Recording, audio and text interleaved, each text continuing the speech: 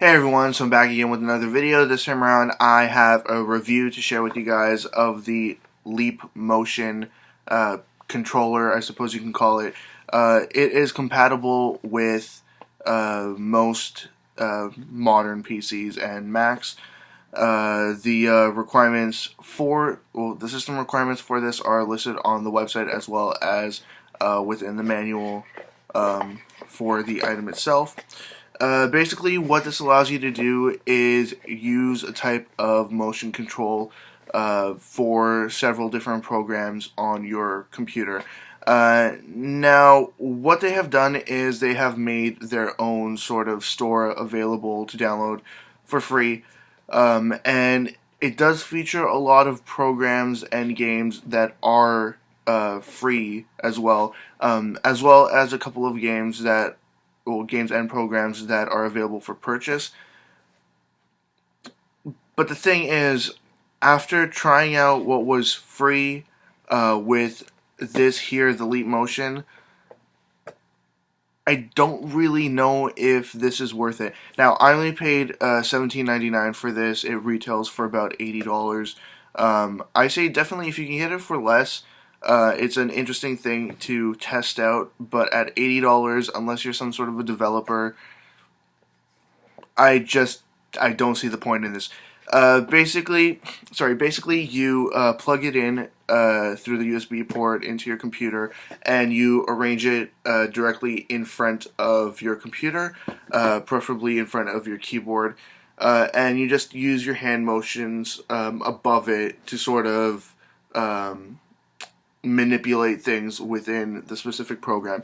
Now, I tested it out with Google Earth, and at points it worked okay. It still felt like it was a little bit more complicated than just using a mouse or a trackpad or anything else really. The way that it functioned really is that you moved your hand left to right, or side to side, or up and down, and it was kind of tricky to get to work properly, and at some points you even had to sort of angle it kind of weirdly. Maybe with more practice it becomes easier to use, but in my experience with Google Earth, at least, trying to use the Leap Motion was kind of difficult. Now, I also played a couple of games. Some simple games involve you just sort of moving around and sort of experiencing the views, I suppose, such as God, what was this game called here? Kyoto. It's just one of those games that's sort of nice to look at, like Proteus on multiple platforms. It's on the PS3, even PS4, Vita, and on PC as well. You sort of just go around, look at stuff. But there was also Cut the Rope, and with Cut the Rope, it worked okay. For those of you that don't know what Cut the Rope is, well, most people should know what Cut the Rope is. You basically cut a string or a rope, and it drops candy into this like creature's mouth, and it eats it, and that's the goal of each level. It works fairly well with that game, but for the most part, it seems like it's for a very niche market, and I don't see this being like an amazing product that everybody will have to go out and get.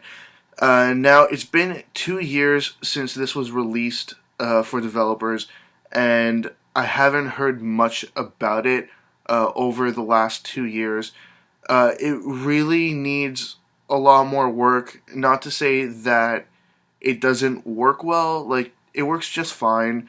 It could use a little bit of fine-tuning, but there just really isn't anything there to justify using this. Now, I heard that there was supposed to be some kind of programs being developed that work with sign language, interpreting sign language, or something like that, but I don't see why that would entirely be necessary. I can see it for the point of translation for people who do not speak in sign language, but I mean, if you're in front of a computer, you might as well just have the person type out what they're saying. It definitely seems like they're going to have to work a lot more at this, but I don't see the point, especially for $80. Now, just to quickly take a look at it, that's it on the front of the box, and this is what the sensor looks like. I put the sticker back on it. I didn't know what to do with the sticker.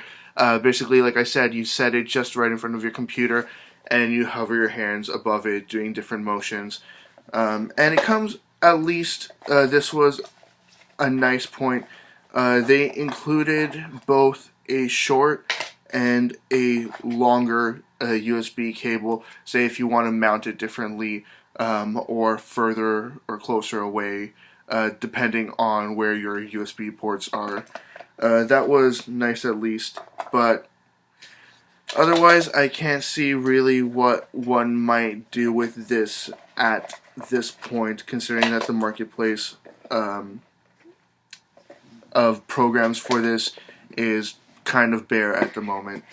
But oh well, we'll just have to, I suppose, wait and see.